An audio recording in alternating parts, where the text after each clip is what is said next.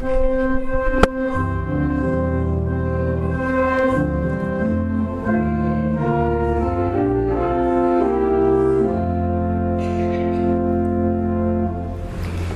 the words of my mouth and the meditations of my heart be acceptable to you, O Lord, my rock and my redeemer. Amen. Amen. You may be seated.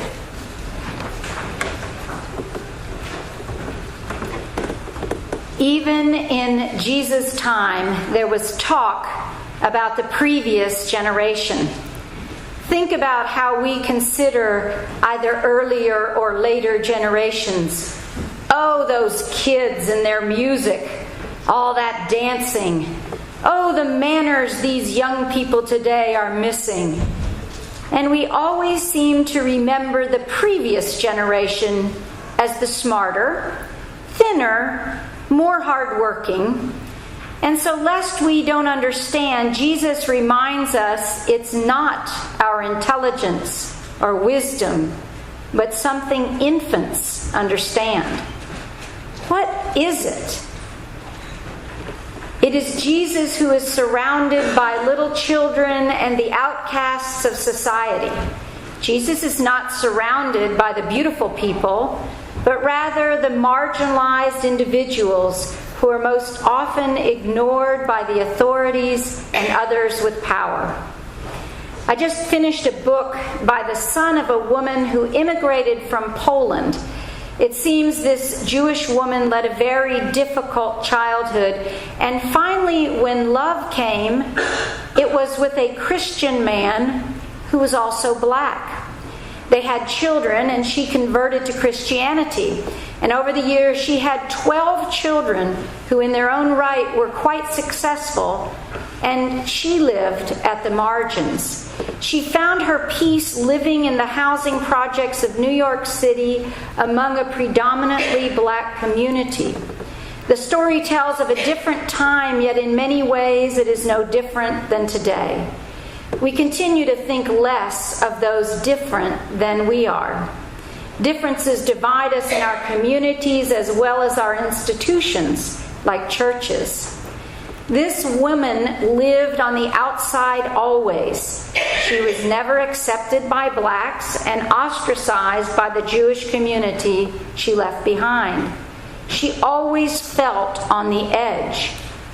Jesus knows why infants and children are the ones who understand him and his mission.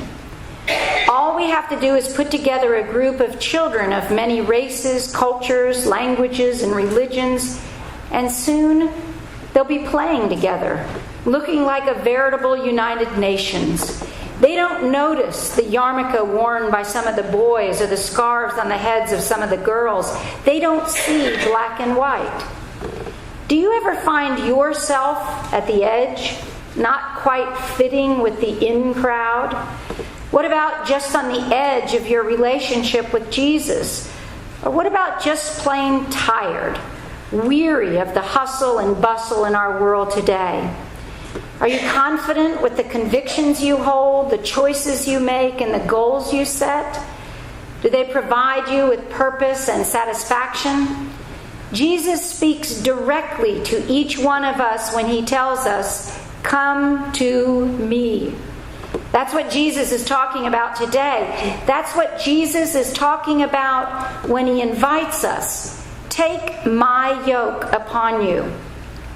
That's what Jesus promises when he says, "My yoke is easy and my burden is light."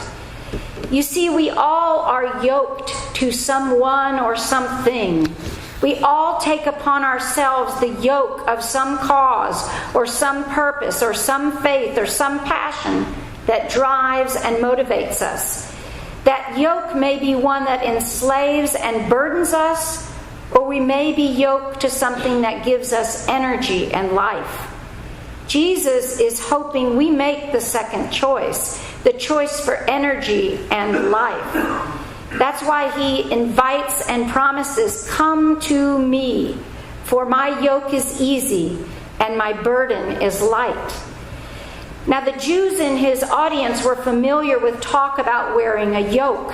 in their faith, commitment to following God's instructions and seeking to live one's life under God's wisdom was referred to as wearing a yoke. And the opponents of Jesus, those infamous Pharisees, had made wearing that yoke a heavy, demanding, draining burden for their followers to carry. Yes, Jesus' first audience knew what it meant to wear a yoke. Until Jesus used the term in a new way, he described his yoke as light and easy. Now, we know if we've tried it for long that following Jesus can be hard and demanding. So perhaps it would be better to talk about the yoke of Jesus as a yoke that fits. After all, one of the meanings of the Greek word translate easy as it fits. The yoke of Jesus fits. There's an old legend about that. According to the story, before he began his public ministry, Jesus was a master yoke maker in Nazareth. His work was widely known, and people came great distances to have Jesus of Nazareth carve a yoke for their oxen. And when customers brought a team of oxen to Jesus, he would spend a good deal of time measuring the great beasts carefully, their height and their width and their gap between the two animals, the heights of their shoulders. And Jesus would go to work, and a week later the customer would bring the oxen back for the fitting. Jesus would gently place the yoke over their shoulders and watch for rough places and carefully smooth the yoke until it fit perfectly. For the oxen, the yoke was then easy. And that's the kind of yoke Jesus offers to each of us. One that fits. A yoke that gives us energy and life. A yoke that doesn't feel like a burden, but instead is a joy to wear. Jesus is inviting you today. Come, take my yoke upon you. You'll find that it fits just right. In contrast to that yoke of the Pharisees, the yoke of Jesus is light.